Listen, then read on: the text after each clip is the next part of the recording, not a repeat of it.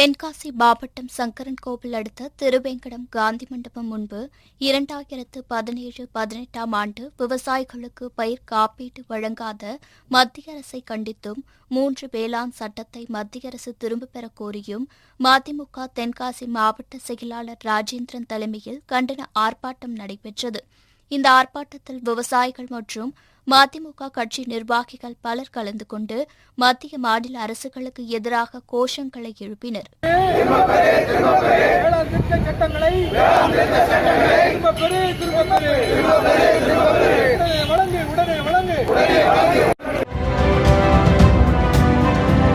செங்கல்பட்டு மாவட்டம் திருக்கழுக்குன்றம் தாலுகாவிற்குட்பட்ட தாமரைப்பாக்கத்தில் குறவன் இனத்தைச் சேர்ந்த பள்ளி மாணவ மாணவிகளான பிரியங்கா சண்பகவள்ளி என்ற இருவர் கடந்த நவம்பர் மாதம் கிணற்றில் மர்மமான முறையில் உயிரிழந்து கிடந்தனர். சிறுமிகளின் இந்த மரணம் குறித்து உரிய விசாரணை நடத்த கோரி விடுதலை வேங்கைகள் கட்சி சார்பில் கட்சியின் தலைவர் ஹரிகிருஷ்ணன் தலைமையில் கண்டன ஆர்ப்பாட்டம் நடைபெற்றது. இந்த ஆர்ப்பாட்டத்தில் சிறப்பு அழைப்பாளர்களாக சென்னை வடக்கு மாவட்ட செயலாளரும் திமுக சட்டமன்ற உறுப்பினருமான மாதவரம் சுதர்சனம் மற்றும் காங்கிரஸ் விசிக கட்சி நிர்வாகிகள் பலர் கலந்து கொண்டனர். மேலும் சிறுமிகளின் உடல்களை மீண்டும் பிரேத பரிசோதனை நடத்தி உண்மையை அறிய வேண்டும், பாதிக்கப்பட்ட குடும்பத்தினருக்கு 50 லட்சம் ரூபாய் நிவாரணம் வழங்க வேண்டும், குடும்பத்தில் ஒருவருக்கு அரசு பணி நியமன ஆணை வழங்க வேண்டும் உள்ளிட்ட கோரிக்கைகள் வலியுறுத்தப்பட்டது. பிள்ளைகள் இழந்த குடும்பத்திற்கு 50 லட்சம் நிவாரணம் கொடு.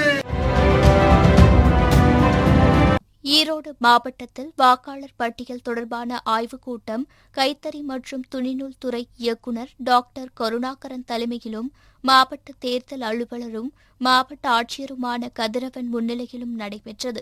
அப்போது பேசிய கருணாகரன், ஈரோடு மாவட்டத்தில் உள்ள ஈரோடு கிழக்கு, ஈரோடு மேற்கு, மொடக்குறிச்சி, பெருந்துறை, பவானி, அந்தியூர், கோபிசெட்டிப்பாளையம் மற்றும் பவானிசாகர் ஆகிய 8 சட்டமன்ற தொகுதிகளில் 9,16,277 ஆண் வாக்காளர்களும் 9,80,437 பெண் வாக்காளர்களும் 95 இதர வாக்காளர்களும் என மொத்தம் 19,16,809 வாக்காளர்கள் உள்ளதாக தெரிவித்தார்.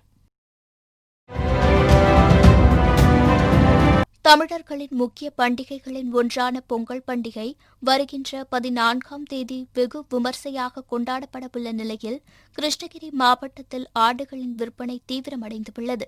கிருஷ்ணகிரி அருகே உள்ள குந்தாரப்பள்ளி, ஒரப்பம், போச்சம்பள்ளி என மாவட்டத்தின் பல்வேறு வாரச்சந்தைகளில் பொங்கல் பண்டிகையொட்டி சிறப்பு ஆட்டுச்சந்தை கூடியது. இந்த ஆட்டுச்சந்தைகளில் விவசாயிகள் ஆயிரக்கணக்கான வெள்ளாடுகள் மற்றும் செம்மறி ஆடுகளை விற்பனைக்காக கொண்டு வந்திருந்தனர். தமிழகம் மட்டுமின்றி ஆந்திரா, கர்நாடகா, கேரளா உள்ளிட்ட 3 மாநிலங்களிலிருந்தும் வியாபாரிகள் ஆடுகளை வாங்க லாரிகள் மூலமாக குவிந்தனர். ஒவ்வொரு ஆடும் 6,000 ரூபாய் முதல் 22,000 ரூபாய் வரை விற்பனை செய்யப்பட்டது. சுமார் 2 கோடிக்கு மேல் வர்த்தகம் நடைபெற்றதால் விவசாயிகளும் வியாபாரிகளும் மகிழ்ச்சியடைந்தனர். மயிலாடுதுறை மாவட்டம் சீர்காழி அடுத்த கொள்ளிடம் ஆற்றில் ஊராட்சி நிர்வாகம் கழிவுகளை கொட்டுவது பொதுமக்களிடையே அதிர்ச்சியை ஏற்படுத்தி வருகிறது. இதனை நிறுத்தக் கோரி பலமுறை ஊராட்சி நிர்வாகத்திடம் அப்பகுதி மக்கள் கோரிக்கை விடுத்தும் தொடர்ந்து குப்பைகளும் கழிவுகளும் கொட்டப்பட்டு வருகின்றது. இதனிடையே தனிநபர்களும் ஆற்றில் மருந்து கழிவுகள், இறைச்சி கழிவுகள், மது பாட்டில்களை கொட்டி வருகின்றனர். இதனால் இந்த தண்ணீரை தற்போது கால்நடைகளுக்கு கூட பயன்படுத்த முடியாத நிலை ஏற்பட்டுள்ளதாக கூறும் அப்பகுதி மக்கள் ஆற்றில் கழிவுகளை கொட்டும் ஊராட்சி நிர்வாகம் மற்றும் தனிநபர்கள் மீது உரிய நடவடிக்கை எடுக்க வேண்டும் என்றும் மாவட்ட நிர்வாகத்திற்கு கோரிக்கை விடுத்துள்ளனர்.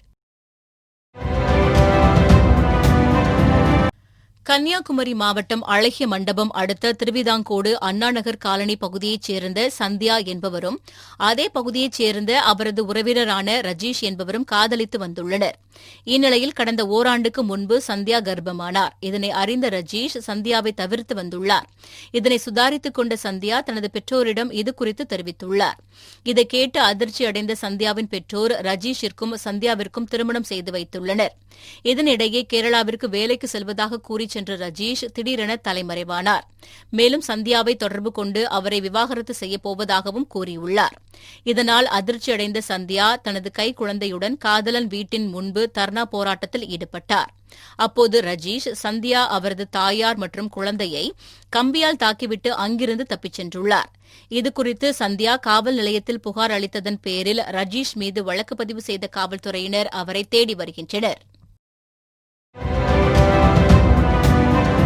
புதுக்கோட்டை மாவட்டம் அடப்பன் வயல் பகுதியைச் சேர்ந்த கணேசன், ராஜலட்சுமி என்ற தம்பதியினர் பெட்டிக்கடை நடத்தி வருகின்றனர். இவர்களின் மகன் கௌரி சங்கர் சென்னை போரூரில் உள்ள வெங்கடேஸ்வரா மருத்துவக் கல்லூரியில் 4ஆம் ஆண்டு ஹோமியோபதி படித்து வருகிறார். இதனிடையே கொரோனா ஊரடங்கு காரணமாக வருமானம் இல்லாததால் கௌரி சங்கர் படிப்புக்கு பணம் கட்ட முடியாமல் அவருடைய பெற்றோர் தவித்து வந்தனர். இதனை அறிந்த திமுக மருத்துவ அணி அமைப்பாளர் மருத்துவர் வை. முத்துராஜா கணேசன், ராஜலட்சுமி தம்பதியினரை சந்தித்து அவர்களது மகன் மருத்துவ படிப்புக்கு தேவையான பணத்தை வழங்கினார். பணத்தை பெற்றுக்கொண்ட கணேசன், ராஜலட்சுமி தம்பதியினர் முத்துராஜாவிற்கு நன்றி தெரிவித்தனர்.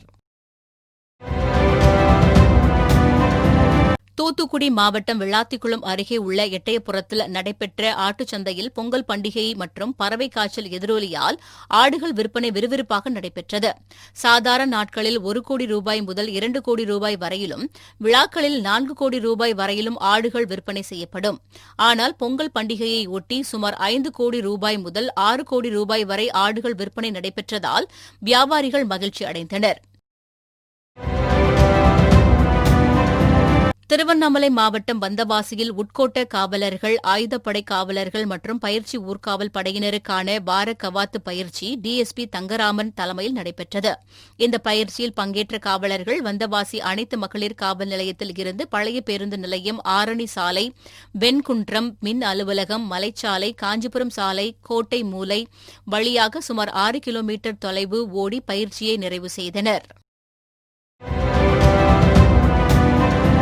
தூத்துக்குடி மாவட்டம் கோவில்பட்டி அடுத்த ராஜீவ் நகரை சேர்ந்த மாரியப்பன் என்ற தொழிலதிபர் மீது கோவில்பட்டி மேற்கு காவல் நிலையத்தில் வழக்கு உள்ள நிலையில் அவர் மதுரை உயர்நீதிமன்ற கிளையில் கடந்த சில நாட்களுக்கு முன்பு ஜாமீன் பெற்று கோவில்பட்டியில் உள்ள தனது வீட்டிற்கு சென்றுள்ளார்.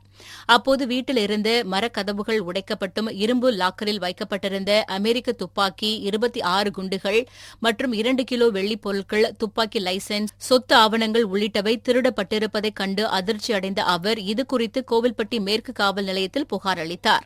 புகாரின் பேரில் வழக்கு பதிவு செய்த காவல்துறையினர் தடயங்களை கைப்பற்றி கொள்ளையர்களை தேடி வருகின்றனர். சென்னையிலிருந்து துபாய் செல்லும் இண்டிகோ ஏர்லைன்ஸ் சிறப்பு விமானம் புறப்பட தயாரானது. அதில் பயணம் செய்ய வந்த பயணிகளை சுங்கத்துறையினர் பரிசோதனை செய்தனர். அப்போது சென்னை மற்றும் ராமநாதபுரத்தைச் சேர்ந்த 5 பேரில் உள்ளாடைகளுக்குள் அமெரிக்க டாலர் மற்றும் சவுதி ரியால் கரன்சிகள் மறைத்து வைக்கப்பட்டிருந்தது கண்டுபிடிக்கப்பட்டது. இதனையடுத்து சுமார் 60 லட்சம் ரூபாய் மதிப்பிலான வெளிநாட்டு பணத்தை பறிமுதல் செய்த காவல்துறையினர் 5 பேரையும் கைது செய்து அவர்களிடம் விசாரணை மேற்கொண்டு வருகின்றனர். கோயம்புத்தூர் பறவைகள் 2வது பதிப்பு புத்தக வெளியீட்டு விழா பிஎஸ்ஜி தொழில்நுட்ப கல்லூரியில் நடைபெற்றது. கோயம்புத்தூர் பாரதிய வித்யா பவன் தலைவர் டாக்டர் கிருஷ்ணராஜ், வனவர் ராயர், சாக்கான் முதன்மை விஞ்ஞானி டாக்டர் பிரமோத், கோயம்புத்தூர் மாவட்ட டிஎஃப்ஓ வெங்கடேஷ், WWF இயற்கை ஒருங்கிணைப்பாளர் பூமிநாதன் மற்றும் காளிதாசன் ஆகியோர் தலைமையில் நடைபெற்ற இந்த விழாவில் கோயம்புத்தூர் மாவட்டத்தில் உள்ள 409 வகையான பறவைகள் பதிவு பற்றிய தொகுப்பு காட்சிப்படுத்தப்பட்டது. மேலும் இந்த புத்தகத்தில் அனைத்து பறவைகள் மற்றும் அதன் புகைப்படங்கள், பொதுவான பெயர், தமிழ் பெயர், அறிவியல் பெயர், பறவைகளின் வாழ்விடங்கள், சின்னங்கள் உள்ளிட்டவைகள் இடம்பெற்றுள்ளன. கொரோனா வைரஸ் தொற்று காரணமாக கடந்த 9 மாதங்களாக மூடப்பட்டிருந்த முதுமலை புலிகள் காப்பகம் சுற்றுலாப் பயணிகளுக்காக திறக்கப்படும் என்றும் 50% இருக்கைகளுடன் ரோந்து வாகனங்கள் இயக்கப்படும் என்றும் முதன்மை தலைமை வன பாதுகாவலர் அறிவித்துள்ளார். இது தொடர்பாக அவர் வெளியிட்டுள்ள அறிக்கையில், காலை 6:30 மணி முதல் 10 மணி வரையிலும், மதியம் 2 மணி முதல் 5 மணி வரையிலும் சுற்றுலாப் பயணிகள் அனுமதிக்கப்படுவார்கள் என்றும், காப்பகத்திற்கு வரும் சுற்றுலாப் பயணிகள் உயர்தர மாஸ்குகள் அணிந்தும் சமூக இடைவெளியை கடைபிடிக்க வேண்டும் என்றும் அறிவுறுத்தப்பட்டுள்ளது. செங்கல்பட்டு மாவட்டம் மதுராந்தகம் அடுத்த மேலவலம்பேட்டை கிராமத்தில் காவல்துறை சார்பில் கிராம கண்காணிப்பு காவல் அதிகாரியை சென்னை வடக்கு மண்டல காவல்துறை தலைவர் நாகராஜன் பணி நியமனம் செய்தார். இந்நிகழ்ச்சியில் மாவட்ட காவல் கண்காணிப்பாளர் கண்ணன், காவல்துறை மதுராந்தகம் துணை காவல் கண்காணிப்பாளர் மதுராந்தகம் காவல் ஆய்வாளர் ருத்து மாங்குதன், மேல்மருவத்தூர் ஆய்வாளர் அமுல்ராஜ் மற்றும் பொதுமக்கள் கலந்து கொண்டனர். கோவை மாவட்டம் வால்பாறையில் இருந்து சாலக்குடிக்கு இயங்கிக் கொண்டிருந்த 2 பேருந்துகள் கடந்த 10 மாதங்களாக கொரோனா தொற்று காரணமாக நிறுத்தப்பட்டது. இதேபோல் தமிழகத்திலிருந்து சாலக்குடிக்கு இயங்கிக் கொண்டிருந்த தமிழக அரசு பேருந்தும் நிறுத்தப்பட்டது. இதனால் வால்பாறை பகுதியில் உள்ள கேரள மக்கள் மிகவும் சிரமத்திற்கு ஆளாகினர். இந்நிலையில் 10 மாதங்களுக்கு பிறகு இந்த சாலக்குடி பேருந்து இயக்கப்பட்டதால் வால்பாறை பகுதியில் உள்ள கேரள மக்கள் மகிழ்ச்சி அடைந்தனர். ராமேஸ்வரம் துறைமுகத்தில் இருந்து நேற்று காலை சுமார் 600க்கும் மேற்பட்ட விசைப்படகுகளில் 3500க்கும் மேற்பட்ட மீனவர்கள் மீன்பிடி அனுமதிச் சீட்டு பெற்று கடலுக்கு மீன்பிடிக்க சென்றனர். இவர்கள் மாலை 5 மணி அளவில் கச்சத்தீவு அருகே மீன்பிடித்துக் கொண்டிருந்தபோது 3 அதிவிரைவு கப்பலில் வந்த இலங்கை ராணுவத்தினர் மீனவர்கள் மீதும் படகுகள் மீதும் சரமாரியாக கற்களையும் கண்ணாடி பாட்டில்களையும் வீசி எறிந்து விரட்டியடித்து சித்திரவதை செய்ததுடன் 2 படகுகளையும் படகிலிருந்த 15க்கும் மேற்பட்ட மீனவர்களையும் கைது செய்தனர். இந்நிலையில் இன்று அதிகாலை மீனவர்கள் கரை திரும்பும் போது மீண்டும் இலங்கை கடற்படையினர் மீன்பிடி உபகரணங்களையும் படகுகளையும் சேதப்படுத்தி மீனவர்களை விரட்டியடித்தனர். இதனால் சுமார் 1000க்கும் மேற்பட்டோர் பாதிக்கப்பட்டு கரை திரும்பினர். மேலும் 2000க்கும் மேற்பட்ட மீனவர்களின் நிலை குறித்து தகவல் இன்றி உறவினர்கள் இடையே பதற்றம் ஏற்பட்டுள்ளது. இந்திய வெளியுறவுத்துறை அமைச்சர் இலங்கையில் உயர்மட்ட பேச்சுவார்த்தை நடத்தி சுமூக உறவு ஏற்பட்டுள்ளதாக கூறிய நிலையில் 12 மணி நேரத்திற்குள் 2 முறை தமிழக மீனவர்கள் மீது இலங்கை கடற்படையினர் நடத்திய இந்த தாக்குதல் மற்றும் கைது நடவடிக்கை கடும் கண்டனத்திற்கு உரியது என்று அனைத்து மீனவ அமைப்புகளும் கண்டனம் தெரிவித்துள்ளன. இந்த இலங்கை கடற்படை ஒரு 5 ரோந்து கப்பல்களில் வந்து ஒரு படகையும் 9 மீனவர்களையும் சிறைப்பிடிச்சு கொண்டு போயிட்டாங்க. இந்த நிகழ்வு தொடர்ச்சியாக நடந்துகிட்டு இருக்கு. இப்போ பார்த்தீங்கன்னா ஏற்கனவே பிடிச்சி வச்சிருக்க மீனவர்களுக்கே என்ன வழின்னு தெரியாமல் அங்கே உள்ள குடும்பம்லாம் இன்னைக்கு நடுத்தருவில் நாதியத்து போய் கிடக்கு. அப்படி இருக்க சூழ்நிலையில் திரும்ப ஒரு 9 மீனவர்களையும் படகுகளையும் பிடிச்சி கொண்டு போய் அங்கே வைக்கிறாங்க. இது ஒரு தொடர் நிகழ்வாகவே நடந்துகிட்டு இருக்கு. நாங்களும் எத்தனையோ ஆர்ப்பாட்டம் போராட்டம் என்னென்னமோ செஞ்சு பார்த்துட்டோம். இதுக்கு ஒரு விடுவு காலமே கிடைக்க மாட்டேங்குது. கடைசியில் இப்போ இந்த விவசாயிகள் போராடுற நிலைமைக்கு எங்களை இப்போ தள்ளிக்கிட்டு இருக்காங்க இந்த மத்திய மாநில அரசுகள். அரியலூர் மாவட்டத்தில் வாக்காளர் தினத்தையொட்டி கட்டுரை போட்டி, பேச்சுப் போட்டி, ஓவியப் போட்டி நடத்தப்பட்டு வாக்காளர் தினத்தன்று பரிசுகளும் பாராட்டு சான்றிதழ்களும் வழங்கப்படும். அதன்படி இந்த ஆண்டும் அரியலூர் மாவட்ட ஆட்சியர் அலுவலகத்தில் தேர்தல் குறித்து சுகாதார பணியாளர்களுக்கான விழிப்புணர்வு ஓவியப் போட்டி நடைபெற்றது. இப்போட்டியை மாவட்ட ஆட்சியர் ரத்னா தொடங்கி வைத்து பார்வையிட்டார். ஓவியப் போட்டியில் சுகாதாரத்துறை பணியாளர்கள், அரசு மருத்துவமனை செவிலியர்கள், கிராம சுகாதார செவிலியர்கள், மருத்துவர்கள் உள்ளிட்ட ஏராளமானோர் ஆர்வமுடன் கலந்து கொண்டனர். தஞ்சாவூரைச் சேர்ந்த சோழா என்டர்பிரைசஸ் நிறுவனம் பாக்டீரியா மற்றும் வைரசுகளை கொல்லும் புதிய வகை முகக்கவசத்தை கண்டுபிடித்துள்ளது. இதன் அறிமுக நிகழ்ச்சி சென்னை சேப்பாக்கம் பத்திரிகையாளர் மன்றத்தில் நடைபெற்றது. இந்த நிகழ்ச்சியில் கலந்து கொண்டு பேசிய சோழா என்டர்பிரைசஸ் நிறுவனத்தின் இயக்குநர் நவீன் ஆனந்தன், மேம்படுத்தப்பட்ட தொழில்நுட்பத்தின் மூலம் நுண்ணுயிர் எதிர்ப்பு முகக்கவசத்தை மத்திய அரசின் ஆராய்ச்சி மையமான CSRC-ECRI நிறுவனத்திடம் உரிமம் பெற்று இந்தியாவில் முதன்முதலாக அறிமுகப்படுத்துவதில் பெருமை கொள்கிறோம் என்று கூறினார். ஃபாரின் டெக்னாலஜிஸில் கண்டுபிடிச்ச மற்ற 2 கம்பெனியும் சேல் பண்ணுற அந்த product which is quite higher, normal people use பண்ணுறதுக்கு ஒரு டிஃபிகல்ட்டி இருக்குது. வேறஸ் நம்ம ப்ரொடியூஸ் பண்ணியிருக்கிறது price wise very cheaper, which is effective then other components. வேறு கெமிக்கல்ஸ் கொடுக்குற ரிசல்ட்டோட லேப் டெஸ்டடில் நம்மளோடது எஃபெக்டிவாக இருக்குது. தஞ்சை மாவட்டம் திருவிடைமருதூர் அடுத்த திருப்புவனம் தென்றல் நகரின் குடியிருப்பு பகுதியில் நிவர் மற்றும் புரவி புயல் காரணமாக பெய்த மழைநீர் முழங்கால் அளவுக்கு தேங்கி நிற்கிறது. இந்த நீரில் கழிவு நீரும் கலந்துள்ளதால் நோய் தொற்று பரவும் அபாயம் ஏற்பட்டுள்ளதாக அப்பகுதி மக்கள் கூறுகின்றனர். இதுகுறித்து சம்பந்தப்பட்ட அதிகாரிகளிடம் பலமுறை புகார் தெரிவித்தும் எந்தவித நடவடிக்கையும் எடுக்காததால் ஆத்திரமடைந்த அப்பகுதி மக்கள் தேங்கியுள்ள மழைநீரை வெளியேற்ற வலியுறுத்தி திருப்புவனம் பேரூராட்சி அலுவலகம் முன்பு காத்திருப்பு போராட்டத்தில் ஈடுபட்டனர். தகவல் அறிந்து வந்த காவல்துறையினர் அவர்களுடன் பேச்சுவார்த்தை நடத்தி உரிய நடவடிக்கை எடுக்கப்படும் என்று உறுதி அளித்ததை அடுத்து அனைவரும் கலைந்து சென்றனர். திண்டுக்கல் மாவட்டத்தில் பிறந்த பெண் குழந்தைக்கு பிறந்ததிலிருந்தே மஞ்சள் காமாலை நோயின் அறிகுறிகளான கண்களின் வெள்ளைப்பகுதியில் மஞ்சள் நிறமாற்றம் மற்றும் அடர் மஞ்சள் நிற சிறுநீர் காணப்பட்டது. இதனையடுத்து குழந்தையின் பெற்றோர்கள் குழந்தையை மதுரையில் உள்ள பிரீத்தி மருத்துவமனையில் அனுமதித்தனர்.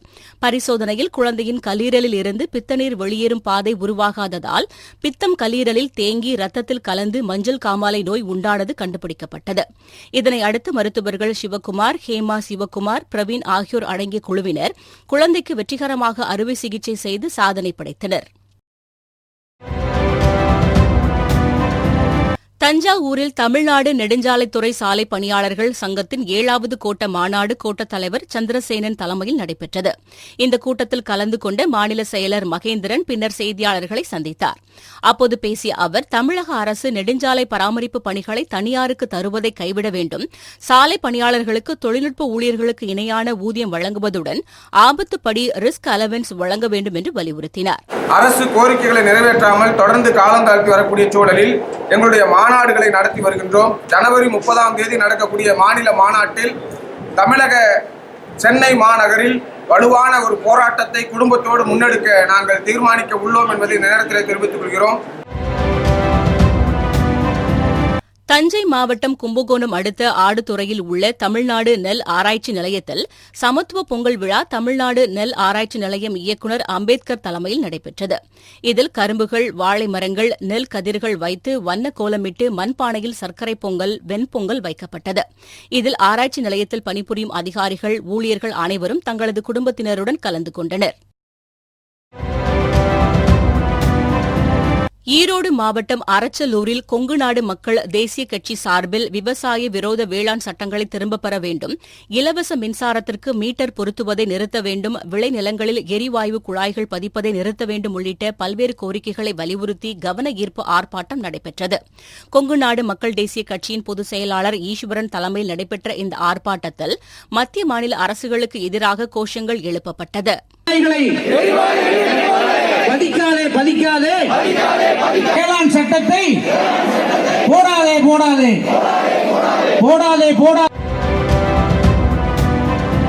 திண்டுக்கல் மாவட்டம் பழனி வட்டம் நெய்க்காரப்பட்டி என்ற கிராமத்திற்கு மட்டும் ஜல்லிக்கட்டு போட்டி நடத்துவதற்கு மாவட்ட ஆட்சியர் அனுமதித்துள்ளார். மேலும் தமிழக அரசின் வழிகாட்டுதலின்படி பல்வேறு கட்டுப்பாடுகளுடன் ஜல்லிக்கட்டு போட்டி நடைபெற வேண்டும் என்று மாவட்ட ஆட்சியர் உத்தரவிட்டுள்ளார். இந்நிலையில் பழனி கோட்டாட்சியர் அலுவலகத்தில் ஜல்லிக்கட்டு போட்டி நடத்துவது தொடர்பாக ஆலோசனைக் கூட்டம் நடைபெற்றது.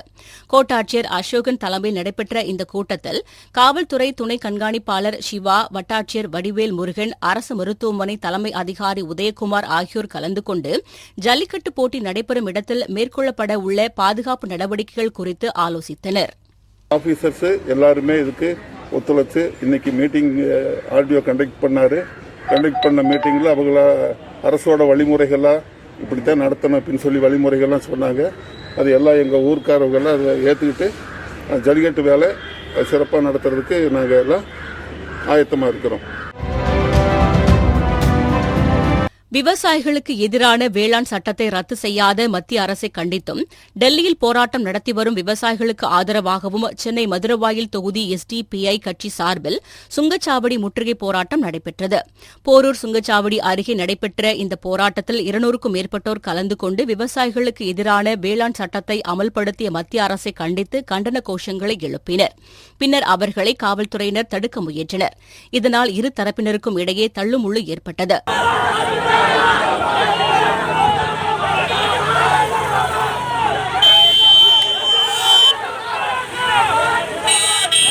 அதன் பின்னர் போராட்டத்தில் ஈடுபட்ட அனைவரையும் காவல்துறையினர் கைது செய்தனர். திருப்பூரில் குற்ற சம்பவங்களை தவிர்க்கும் வகையிலும் பொதுமக்களுக்கு எந்நேரமும் உதவும் வகையிலும் திருப்பூர் மாநகர காவல்துறையின் சார்பில் பல்வேறு விதமான விழிப்புணர்வுகள் நடத்தப்பட்டு வருகிறது. இதன் ஒரு பகுதியாக திருப்பூர் மாநகரில் பகுதி காவலர்கள் நியமித்து அவர்களுக்கு தனி அலைபேசி வழங்கும் நிகழ்வு தெற்கு காவல் நிலையத்திற்கு உட்பட்ட வெள்ளியங்காடு பகுதியில் நடைபெற்றது. இந்நிகழ்ச்சியில் திருப்பூர் மாநகர காவல் ஆணையர் கார்த்திகேயன் கலந்து கொண்டு பகுதி காவலர்களுக்கு கைபேசி மற்றும் தனி செயலியை வழங்கினார். இந்நிகழ்ச்சியில் மாநகர துணை ஆணையர்கள் சுரேஷ்குமார், சுந்தர வடிவேல், உதவி ஆணையர் நவீன்குமார் உள்ளிட்ட காவல் அதிகாரிகள் கலந்து கொண்டனர். திண்டுக்கல் மாவட்டம் நத்தம் அடுத்த கம்பிளியம்பட்டியைச் சேர்ந்த வடமலை என்பவர் வெளியே சென்றுவிட்டு வீடு திரும்பியுள்ளார். அப்போது வீட்டின் பூட்டு உடைக்கப்பட்டு பீரோவில் இருந்த 3 சவரன் தங்க நகை, 13,000 ரொக்கப்பணம் ஆகியவை கொள்ளையடிக்கப்பட்டிருப்பதைக் கண்டு அதிர்ச்சியடைந்தார். பின்னர் இதுகுறித்து காவல் நிலையத்தில் வடமலை புகார் அளித்தார். இதேபோல் நத்தம் அடுத்த கம்பிளியம்பட்டியைச் சேர்ந்த தங்கமயில் என்பவரது வீட்டில் புகுந்த மர்ம நபர்கள் 2 சவரன் தங்க நகை, 8,000 ரூபாய் ரொக்கப்பணம் ஆகியவற்றை கொள்ளையடித்துச் சென்றுள்ளனர். இதுகுறித்து தங்கமயில் வடமதுரை காவல் நிலையத்தில் புகார் அளித்தார். புகாரின் பேரில் வழக்கு பதிவு செய்த காவல்துறையினர் கொள்ளையர்களை தேடி வருகின்றனர். திருவண்ணாமலை மாவட்டம் வந்தவாசியை சுற்றியுள்ள விவசாய நிலங்கள் நிவர் மற்றும் புரவி புயலால் பெய்த மழையால் பாதிக்கப்பட்டன. இதனை அடுத்து விவசாயிகளுக்கு தமிழக அரசு நிவாரணத் தொகையை அறிவித்தது. இந்த ஆணையை வந்தவாசி வேளாண்மை துறையினர் பின்பற்றாமல் கிராமத்திற்கு 4 நபர்களுக்கு மட்டுமே நிவாரணத் தொகையை கொடுப்பதாக கூறப்படுகிறது. மேலும் வேளாண்மை துறை உதவி இயக்குநரும் வேளாண் உதவியாளர்களும் தங்களை அலைக்கழிப்பதாக விவசாயிகள் வேதனை தெரிவித்தனர். இதனால் விவசாயிகள் தற்கொலைக்கு தள்ளப்படும் சூழ்நிலை உருவாகியிருப்பதாக கூறும் விவசாயிகள் தங்களுக்கு உரிய நிவாரணம் வழங்க வேண்டும் என்று அதிகாரிகளிடம் வாக்குவாதத்தில் ஈடுபட்டனர். கடந்த வருடம் மழை பெய்த காரணத்தினால் விவசாயிகள் மிகவும் பாதிக்கப்பட்டுள்ளனர். விவசாயத்தை நம்பியுள்ள காரணத்தினால் பயிர் செய்து பிழைத்து வருகிறோம். ஆனால் வந்தை தாலுகாவில் உள்ள வேளாண்மை துறை அலுவலர் அவர்களும் மற்றும் வேளாண்மை துறை இயக்குநர் அவர்களும் எந்தவித அரசாங்கம் அளித்த உதவிகளை செய்யாமல், கடமைகளை செய்யாமல் காலந்தாழ்த்தி வருவதால் விவசாயிகளுக்கு ஏற்பட்ட மன உளைச்சலும் பொருளாதார சூழ்நிலையும் உள்ளது. தமிழ்நாட்டில் ஏகப்பட்ட விவசாயிகள் மன உளைச்சலுக்கு உள்ளாகி தற்கொலை செய்து கொள்ளும் சூழ்நிலை உள்ளது. ஆனால் இங்கு வந்தை நகரில் உள்ள வேளாண்மை துறை அலுவலர் அவர்கள் எந்தவித காரணம் இல்லாமல் எங்களுக்கு நிவாரணம் வழங்காமல், ஒரு கிராமத்திற்கு 5 பேருக்கு மட்டும்தான் நிவாரணம் வழங்குவோம், எங்களுக்கு அதுக்கு மேற்பட்டு எங்களுக்கு எதுவும் தெரியாது, நீங்கள் வேண்டுமானால் தமிழக அரசு நேரடியாக நீங்கள் தொடர்பு கொள்ளும் என்று விவசாயியை ஏளனம் செய்து வருகின்றனர். செங்கல்பட்டு மாவட்டம் தாம்பரம் அடுத்த மேற்கு தாம்பரம் முல்லைநகர் முடிச்சூர் சாலையில் வெங்கடேசன் என்பவர் சூப்பர் மார்க்கெட் நடத்தி வருகிறார். இவர் வழக்கம்போல் கடையை மூடிவிட்டு காலை மீண்டும் கடையை திறக்க வந்துள்ளார். அப்போது கடையின் மேற்கூரை உடைக்கப்பட்டு கல்லாவில் இருந்த 21,000 ரூபாய் பணம் மற்றும் சிகரெட்டுகள் கொள்ளையடிக்கப்பட்டிருப்பதைக் கண்டு அதிர்ச்சியடைந்த அவர் இதுகுறித்து தாம்பரம் காவல் நிலையத்தில் புகார் அளித்தார். புகாரின் பேரில் வழக்கு பதிவு செய்த காவல்துறையினர் சிசிடிவி காட்சிகளை கைப்பற்றி கொள்ளையர்களை தேடி வருகின்றனர். அரியலூர் மாவட்டம் செந்துறை அடுத்த இலைக்கடம்பூர் ரயில்வே கேட் அருகே 35 வயது மதிக்கத்தக்க நபர் ரயிலில் அடிபட்டு உயிரிழந்து கிடந்துள்ளார். இதனை கண்ட சிலர் ரயில்வே காவல்துறையினருக்கு தகவல் தெரிவித்தனர். தகவலின் பேரில் சம்பவ இடத்திற்கு வந்த காவல்துறையினர் உயிரிழந்தவரின் சடலத்தை கைப்பற்றி பிரேத பரிசோதனைக்காக அரசு மருத்துவமனைக்கு அனுப்பி வைத்தனர். மேலும் இது தொடர்பாக வழக்கு பதிவு செய்த காவல்துறையினர் உயிரிழந்தவர் யார், எந்த ஊரைச் சேர்ந்தவர், இவர் தற்கொலை செய்து கொண்டாரா அல்லது ரயிலில் பயணிக்கும் போது தவறி விழுந்தாரா என்பது குறித்து பல்வேறு கோணங்களில் விசாரணை மேற்கொண்டு வருகின்றனர். மதுரை சரஸ்வதி நாராயணன் கல்லூரி வரலாற்றுத்துறை உதவி பேராசிரியர் முனைவர் மு. லட்சுமணமூர்த்தி திண்டுக்கல் மாவட்டம் ஆத்தூர் அடுத்த சின்னாளம்பட்டி அருகே உள்ள மேலக்கோட்டை ஆஞ்சநேயர் கோவில் பகுதியில் கள ஆய்வு மேற்கொண்டார். அப்போது அக்கோவிலின் பின்புறம் 9 அடி உயரமும் 1 அடி அகலமும் கொண்ட ஒரு தூணில் அதன் 4 பக்கங்களிலும் சிறிய சிற்பங்கள் இருப்பதை கண்டுபிடித்தார். இதை ஆய்வு செய்ததில் இது ஒரு அடுக்கு நிலை நடுக்கல் என்பது கண்டறியப்பட்டது. இதுகுறித்து பேசிய முனைவர் லட்சுமணமூர்த்தி, இதுபோன்ற அடுக்கு நிலை நடுக்கற்கள் கர்நாடக மாநிலத்தில் அதிகமாக காணப்படுவதாகவும் இதன் அமைப்பை கொண்டு மதுரையை ஆண்ட விஜயநகர மன்னர்கள் காலத்தில் உயிரிழந்த வீரர்கள் மற்றும் உடன்கட்டை ஏறியவர்களின் நினைவை போற்றும் வகையில் இந்நடுக்கல் எடுக்கப்பட்டிருக்கலாம் என்றும் கூறினார். சின்னாளப்பட்டிக்கு அருகில் உள்ள மேலக்கோட்டை பிரிவில் ஆஞ்சநேயர் கோயில் இருக்குது. அந்த ஆஞ்சநேயர் கோயிலுக்கு பின்னாடி பார்த்தீங்கன்னா ஒரு 9 அடி உயரமுள்ள ஒரு கல் இருக்குது. இது வந்து அடுக்கு நிலை நடுக்கல் அப்படின்னு சொல்கிறாங்க. இதில் வந்து 7 அடி ஒவ்வொரு அடிக்கும் சின்ன சின்ன சிற்பங்கள்லாம் இருக்குது. இந்த சின்ன சின்ன சிற்பங்கள் அந்த புடைப்பு சிற்பங்கள், இதை வந்து அடுக்கு நிலை நடுக்கல் அப்படின்னு சொல்கிறாங்க. இதில் வந்து 26 பெண்களுடைய சிலைகள் இருக்குது. அதில் வந்து 20 பெண்கள் வந்து கையை உயர்த்தி காட்டியிருக்கிறாங்க. அதனால் வந்து அதாவது இது குழுக்களாக, அதாவது நாயக்கர் காலத்தில் குழுக்களாக ஊர்களாகவும் இறந்திருக்கிறாங்க. அவங்களுடைய நினைவாக வைக்கப்பட்ட இந்த தூண், வடிவமைக்கப்பட்ட இந்த தூண், இது வந்து நம்ம தமிழகத்திலே ரொம்ப ரேராக கிடைக்கக்கூடியது. இது பெரும்பாலும் கர்நாடக பகுதியில் உள்ள அந்த பகுதியில் தான் இது வந்து இந்த நடுகள் கிடைக்கும். நம்ம பகுதியில் கிடைக்கிறது இது ரொம்ப அரிதானது. வேலூர் மாவட்டம் காட்பாடி அடுத்த அக்ராவரம் நகர் பகுதியில் மாநில அளவிலான ஜூனியர் அணிகளுக்கு இடையிலான கபடி போட்டி நடைபெற்றது. இந்த போட்டியில் தமிழகத்தின் பல்வேறு பகுதிகளில் இருந்து கபடி விளையாட்டு வீரர்கள் கலந்து கொண்டனர். அதில் சென்னையைச் சேர்ந்த MIC அணியும் வாணியம்பாடியைச் சேர்ந்த வளர்பிறை அணியும் இறுதிப் போட்டிக்கு தகுதி பெற்று சிறப்பாக விளையாடினர். அதில் 30 புள்ளிகளை பெற்று சென்னை MYC அணியினர் முதல் பரிசினையும் வெற்றிக் கோப்பையையும் தட்டிச் சென்றனர். இந்த போட்டியில் சிறப்பு அழைப்பாளராக கலந்து கொண்ட வேலூர் மாவட்ட கபடிக்குழு சங்கத் தலைவர் சீனிவாசன் வெற்றி பெற்ற அணிகளுக்கு பரிசுகளை வழங்கினார். மயிலாடுதுறை மாவட்டம் பழைய பேருந்து நிலையத்தில் இருந்து சீர்காழி கொள்ளிடம், சிதம்பரம் என பல ஊர்களுக்கு தனியார் பேருந்துகள் இயக்கப்படுகின்றன. இந்த தனியார் பேருந்துகளில் அரசு நிர்ணயித்த கட்டணத்திற்கு மாற்றாக கூடுதலாக கட்டணம் வசூலிக்கப்படுவதாக பொதுமக்கள் குற்றம் சாட்டுகின்றனர். மேலும் தனியார் பேருந்து பயண சீட்டுகளில் பேருந்துகளின் பெயர், செல்லும் ஊர் போன்ற விவரம் ஆகியவை சரிவர இல்லை என்றும் பொதுமக்கள் கூறுகின்றனர். எனவே இதுகுறித்து வட்டார போக்குவரத்துக் கழகம் உரிய நடவடிக்கை எடுக்க வேண்டும் என்று பொதுமக்கள் கோரிக்கை விடுத்துள்ளனா். செங்கல்பட்டு மாவட்டம் அச்சிறுபாக்கம் ஒன்றியத்தில் தமிழ்நாடு ஒலி ஒளி அமைப்பு தொழிலாளர் நலசங்கம் சார்பில் கடந்த ஆண்டு புதிய சங்கம் துவங்கப்பட்டது. இந்த சங்கம் தொடங்கி ஓராண்டு நிறைவு பெற்றதை அடுத்து அச்சிறுபாக்கம் ஒன்றியம் ஒலி ஒளி அமைப்பு தொழிலாளர்கள் நலசங்கத்தினர் அச்சிறுபாக்கம் பஜார் வீதியில் உள்ள சமுதாய கூடத்தில் முதலாம் ஆண்டு விழாவை கொண்டாடினர். இந்த விழாவில் சிறப்பு அழைப்பாளராக அச்சிறுபாக்கம் காவல் ஆய்வாளர் சரவணன் மற்றும் அச்சிறுபாக்கம் பேரூராட்சி செயல் அலுவலர் கேசவன் ஆகியோர் கலந்து கொண்டு சிறப்புரையாற்றினர். மயிலாடுதுறை மாவட்டம் சீர்காழி அடுத்த விநாயகுடியைச் சேர்ந்த அருண் என்பவர் சீர்காழி காவல் நிலையத்தில் ஊர்காவல் படையில் வேலை பார்த்து வந்துள்ளார். இவர் தனது நண்பர் ராஜராஜன் என்பவருடன் இருசக்கர வாகனத்தில் விநாயகுடியில் இருந்து திருமுல்லை வாசலுக்கு சென்று கொண்டிருந்தனர். இந்நிலையில் எடமணல் என்ற இடத்தில் வந்து கொண்டிருந்த போது முன்னால் சென்ற அரசு பேருந்தை முந்திச் செல்ல முயன்றபோது கட்டுப்பாட்டை இழந்த இருசக்கர வாகனம் நிலைத்தடுமாறி பேருந்தின் மீது மோதியது. இந்த விபத்தில் அருண் சம்பவ இடத்திலேயே உயிரிழந்தார். இதில் படுகாயமடைந்த ராஜராஜன் சீர்காழி அரசு மருத்துவமனையில் அனுமதிக்கப்பட்டார். மேலும் இந்த சம்பவம் குறித்து வழக்கு பதிவு செய்த சீர்காழி காவல்துறையினர் விசாரணை மேற்கொண்டு வருகின்றனர்.